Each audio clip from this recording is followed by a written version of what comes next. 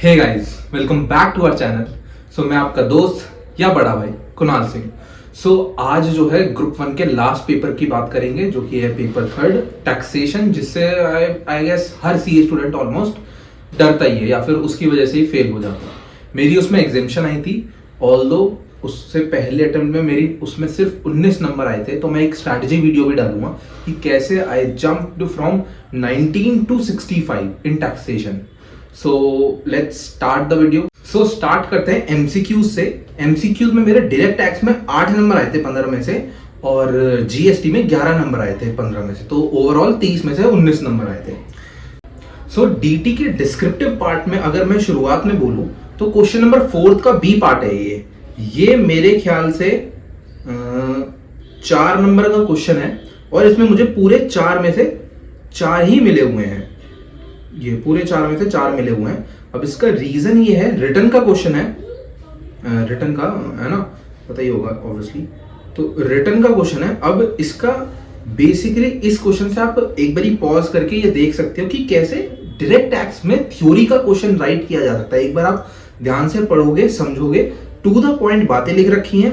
पहले मैंने बताया रिटर्न कब फाइल की जाती है, फिर मैंने केस को एकदम एक्सप्लेन किया कि केस किस तरीके से लिंक्ड है इस रिटर्न फाइल करने की कंडीशन से। फिर मैंने बताया कि क्या इस केस में इस इंसान को रिटर्न फाइल करनी चाहिए कि नहीं करनी चाहिए। तो टू द पॉइंट बातें रखना, और थ्योरी क्वेश्चन भी आराम से हो जाता है डायरेक्ट टैक्स में। ठीक है, अब मुझे 4 में से 4 नंबर इसमें मिले हुए हैं। अब इसके बाद जो है ये सेट ऑफ और कैरी फॉरवर्ड का क्वेश्चन है, क्वेश्चन नंबर 4 का ए पार्ट, और इसमें भी मुझे पूरे में से पूरे नंबर मिले हुए हैं। दैट इज 6 आउट ऑफ 6 मिले हुए हैं, और मुझे क्वेश्चन नंबर 4 में 10 में से 10 नंबर मिले हुए हैं।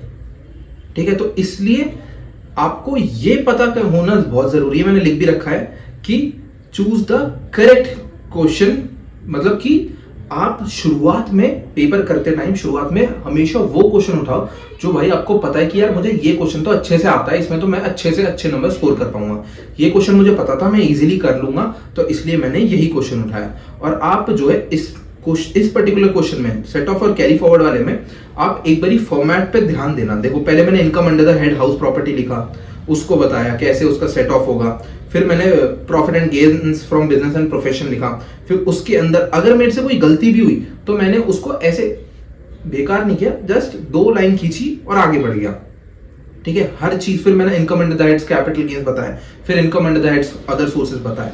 इस तरीके से आपको करना होगा क्वेश्चन को। अब यहाँ पे भी मैंने थोड़ी थ्योरी है, लेकिन ऐसे फॉर्मेट आपको ध्यान में रखना होगा कि भाई क्या फॉर्मेट तरीके से आपको करना चाहिए क्वेश्चन।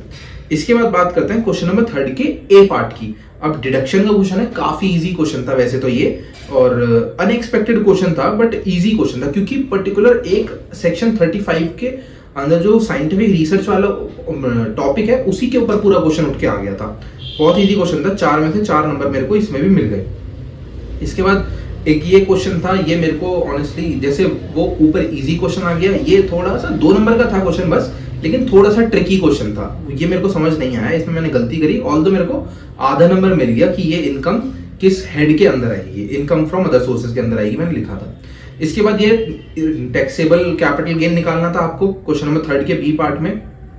अब इस क्वेश्चन में मेरे को थोड़ा सा रिग्रेट है क्योंकि मेरे को ये क्वेश्चन आता था, अच्छे से आता था, लेकिन मैंने यहाँ पे जो ये गलती करी ये मेरे को बहुत चुभी कि भाई मतलब क्यों करी मैंने ये गलती। इंडेक्सेशन में मेरे को नहीं करनी चाहिए थी क्योंकि मुझे आता था, जिस वजह से यहाँ पे भी ये पूरा गलत हो गया और मेरे को नंबर भी इसमें कट गए। मेरे को सिर्फ 2.5 नंबर मिले इसमें, जबकि मैं इसमें अच्छे नंबर स्कोर कर सकता था, बट ठीक है कोई बात नहीं। इसलिए मैंने यहाँ पे एक बात लिखी है, try your best to avoid silly mistakes.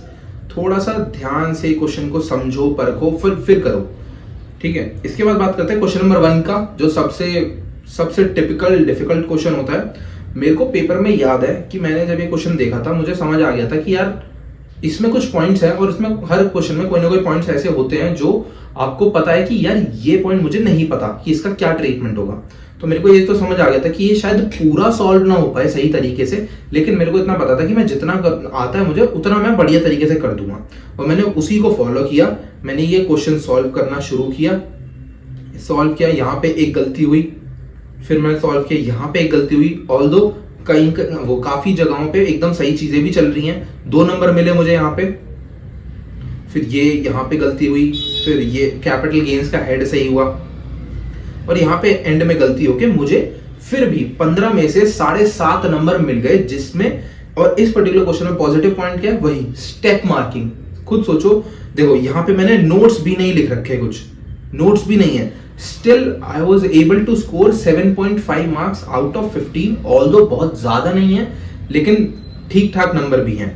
Examination में ये बहुत इंपॉर्टेंट रोल अदा करते हैं। मेरे 35 में से 25 नंबर डीटी में थे। अब बात करते हैं जीएसटी के डिस्क्रिप्टिव पार्ट की। अब जीएसटी के डिस्क्रिप्टिव पार्ट में मैं आपको दिखाऊं तो एक बात जो नोटिस में डालना चाहूंगा पहले ही क्वेश्चन से, कि यार लिखो काम की बात, फालतू की चीजें लिखने से कोई नंबर नहीं मिलने वाले। जैसे कि क्वेश्चन नंबर 6 का बी पार्ट है ये, मैंने इतना बड़ा पेज ये पूरा लिखा, लेकिन मुझे नंबर कितने मिले, सिर्फ आधा नंबर। और दूसरी तरफ ये उसी क्वेश्चन का सेकंड पार्ट है, बस मैंने हाफ पेज लिखा होगा, 2 पैराग्राफ, और उसमें मुझे पूरे 1.5 नंबर मिल गए, क्योंकि मैंने काम की बात यहाँ पे लिखी हुई है। ऐसे ही सेम गोज फॉर थर्ड, यहाँ पे मैंने आधा पेज लिखा है, उससे भी कम लिखा है, लेकिन मेरे को पूरे 1.5 नंबर मिल गए। मुझे 5 में से 3.5 नंबर यहाँ पे मिल गए, that is a good thing. लेकिन पहले वाले पॉइंट में यही गलती हुई थी मेरे से, कि मैंने काम की बातें नहीं लिखी थी, क्योंकि मेरे को समझ ही नहीं आ रहा था कि प्लेस ऑफ सप्लाई कौन सी है उसमें। फिर बात करते हैं क्वेश्चन नंबर 6 के ए पार्ट की। अब इसमें ऑब्वियसली एलिजिबल आईटीसी निकालना होता है, ये क्वेश्चन आता ही आता है। 1.5 नंबर का ये क्वेश्चन है। फॉर्मेट ध्यान में रखो, कॉन्सेप्ट क्लैरिटी रखो, बहुत अच्छे से होंगे सारे क्वेश्चन। अगर गलती हुई तो ये नहीं करना है, सिंपल एक लाइन खींच दी, आगे बढ़ गए। इसके बाद ये सही हुआ यहाँ पे, लेकिन गलती हो गई, I don't know why, but ठीक है, गलत है ये। यहाँ पे ये सही हो गया और मुझे 6 नंबर इस क्वेश्चन में मिल गए। एक्चुअली नहीं, 6 नंबर नहीं मिले, मुझे सिर्फ 2.5 मार्क्स मिले। 6 नंबर जो है वो पूरे 6 नंबर पूरे के पूरे उसमें मिले मेरे को क्वेश्चन में। ये जो 6 नंबर मिले ये पूरे के पूरे क्वेश्चन में मिले आउट ऑफ 10 मार्क्स। ठीक है, ऑल्दो ठीक है, ये भी बुरे मार्क्स नहीं है। तो मैंने यहाँ पे यही पॉइंट लिखा है कि concept clarity is the most important thing. Concept clarity आपको रखनी ही चाहिए सबसे ज्यादा, और ऑब्वियसली हर सब्जेक्ट में रखनी चाहिए, बट जीएसटी में बहुत ज्यादा इंपॉर्टेंट है। फिर इसके बाद बात करते हैं क्वेश्चन नंबर 8 के ए पार्ट के सेकंड ऑल्टरनेटिव की। ठीक है, अब ये पूरा का पूरा थ्योरी क्वेश्चन था, पूरा का पूरा। ठीक है, 5 नंबर का क्वेश्चन था। अब यहाँ पे मैं एक चीज नोटिस में डालना चाहूंगा, ये 8 का ए पार्ट है, 5 नंबर का क्वेश्चन है। सिर्फ ये जो आपको दिख रहा है सामने, बस इतना ही लिखा हुआ है मैंने, इसके बाद कुछ नहीं लिखा हुआ है। और इस क्वेश्चन में मेरे को 2 नंबर इस छोटे से पैराग्राफ के मिल गए, 2 नंबर इस दूसरे पैराग्राफ पे, यानी कि 4 नंबर मिल गए 5 में से सिर्फ इसी लिखने के। इसलिए मैंने यहाँ पे एक चीज लिखी हुई है, क्वालिटी ओवर क्वांटिटी। आपको क्वालिटी पे ध्यान ज्यादा देना है रादर देन क्वांटिटी। इसके बाद मैंने यहाँ पे कुछ नहीं, वही लिखा हुआ है जो लिखा हुआ था। ठीक है, इसके बाद आता है क्वेश्चन नंबर 8 का बी पार्ट। अब 8 के बी पार्ट में जो है ये मेरे को क्वेश्चन नहीं आता था जेन्युइनली, बट स्टिल मैंने क्वेश्चन अटेम्प्ट किया और मैंने यहाँ पे I don't know how, but मैंने यहाँ पे कंक्लूजन सही लिख दिया, तो मुझे उस चीज का 1 नंबर मिल गया। तो मुझे 8 में से 5 नंबर मिल गए। यार 0 से तो 1 ही बढ़िया है ना, वो जो 65 नंबर आया उसमें ही जुड़ा है ना ये भी। तो इसलिए मैंने यहाँ पे भी एक चीज लिखी हुई है, try to attempt every question. Paper को छोड़ो मत, अगर आप छोड़ के आ गए तो फिर तो उसमें 0 ही मिलना है, फिर तो कोई फायदा है ही नहीं। अब इसके बाद आगे बढ़ते हैं। अच्छा हाँ, नहीं अभी है एक क्वेश्चन और है ऑब्वियसली, क्योंकि मैंने अटेम्प्ट पूरा 100 में से 100 नंबर का किया था। फिर आई बात क्वेश्चन नंबर 5 के बी पार्ट की। अब इस क्वेश्चन में भी गलतियां होंगी ऑब्वियसली। यहाँ पे ये चीज सही हो गई, 1 पॉइंट गलत हो गया, 2 नंबर मिल गया इसका, मुझे 2 चीजों का 2 नंबर मिल गया। इसके बाद ये सही, ये सही, ये सही, इसका भी 1.5 नंबर मिल गया, और पूरे 5 में से मेरे को 3.5 नंबर इसमें मिल गए। टैक्सेबल वैल्यू निकालनी थी इसमें। इसके बाद क्वेश्चन नंबर 5 का ए पार्ट। अब इस क्वेश्चन में मेरे को एक्सपेक्टेशन तो थी कि मैंने ये पूरा क्वेश्चन सही किया है, मुझे लगा था ऐसा, बट मेरे से गलतियां हुई थी। ऑल्दो इतना कोई असर नहीं पड़ा, बट ठीक है। यहाँ पे ये पूरा का पूरा पॉइंट सही है, 2 नंबर मिल गए मुझे। यहाँ पे ये पूरा का पूरा सही है, 2 नंबर मिल गए।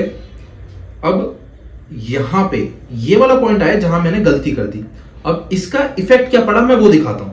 यहाँ पे ये गलती हुई, 1 नंबर ऑल्दो मुझे मिल गया, यहाँ पे ये सही हो गया, 1 नंबर यहाँ मिल गया, लेकिन ये गलती हुई यहाँ पे, और यहाँ पे मुझे 6 नंबर मिल गए। बट इधर गलती होने की वजह से ये जो इसका फाइनल आंसर है वो पूरा गलत हो गया। जब 10 में से 6 नंबर मिले बुरे नहीं है, बट स्टिल अच्छा स्कोर कर सकता था, सो ठीक है। बट सो 35 में से मुझे यहाँ पे 21 नंबर मिल गए and I guess that is decent marks. ज्यादा बुरे नहीं है, ज्यादा अच्छे नहीं है, बट ठीक है, चलता है इतना तो। So that's it from this video. I hope ये वीडियो देख के आपको थोड़ा प्रोडक्टिव लगा होगा, समझ आया होगा कि यार डीटी में और जीएसटी में कैसे प्रेजेंट करना है क्वेश्चन को, और वही चीज सबसे इंपॉर्टेंट है। और आप एक चीज अगर नोटिस करोगे तो नंबर्स लाने के लिए सबसे इंपॉर्टेंट है एमसीक्यूज। एमसीक्यूज क्रैक करो जितना हो सके, बढ़िया नंबर आएंगे एकदम first class. So I hope you like this video. Like, share, comment and subscribe कर देना bro. Let's go, bye bye, जय श्री राम।